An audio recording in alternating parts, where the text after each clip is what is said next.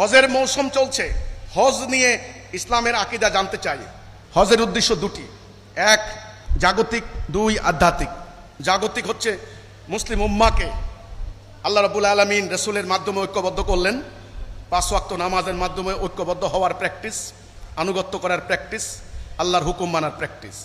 এবার সপ্তাহে একদিন জুমার নামাজে ঐক্যবদ্ধ হয়ে তারা, এটা কংগ্রেস মুসলমানদের ইংরেজিতে বললে কংগ্রেগেশন, মানে হলো আপনার হলো সমাবেশ করা, জুমা জামাত।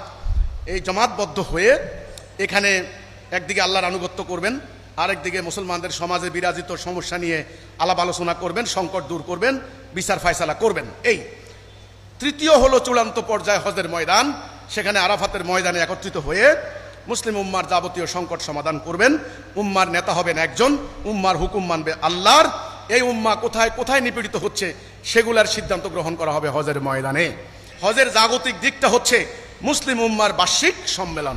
এবার আধ্যাত্মিক দিকটা হচ্ছে একজন মোমেন যখন আল্লাহর প্রতি ঈমান আনে, তাকে মনে রাখতে হবে তার এই দুনিয়ার জীবনে যা কিছু আছে তার পরীক্ষা। হাসরের দিন তার সামনে দাঁড়াইতে হবে, দুনিয়ার কোনো কিছুই থাকবে না, শুধু থাকবে তার আমল, ঈমান এবং আমল।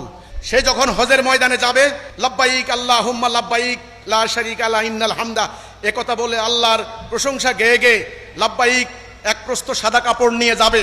দুনিয়ার কোনো সম্পদ নাই, গহনা নাই, কোনো মারামারি নাই, মাথা কামিয়ে যাবে এক নিয়তে শুধু আল্লাহর জন্য। এটা যেন হাসরের ময়দানে আল্লাহর সামনে দুনিয়ার কর্মকাণ্ডের জবাবদিহিতার মহড়া। ক্লিয়ার? তাহলে হজের কয়টা দিক? জাগতিক এবং আধ্যাত্মিক।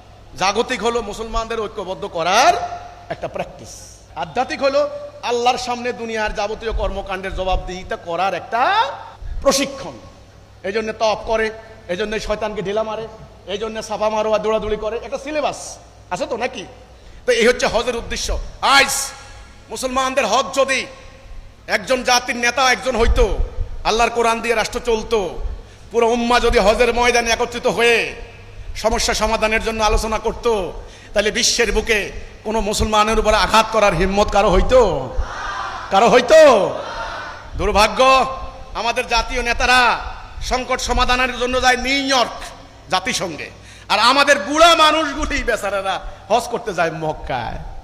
এই জন্য ভাই, আমি আহ্বান করব মুসলিম বিশ্বকে, আসুন, আগামীতে হজ হচ্ছে, এই হজে এমন সিদ্ধান্ত নিন যেন কোনো কাফের বেঈমান, কোনো পরাশক্তি কোনো মুসলিম ভূখণ্ডের উপর আঘাত করার সাহস না পায়।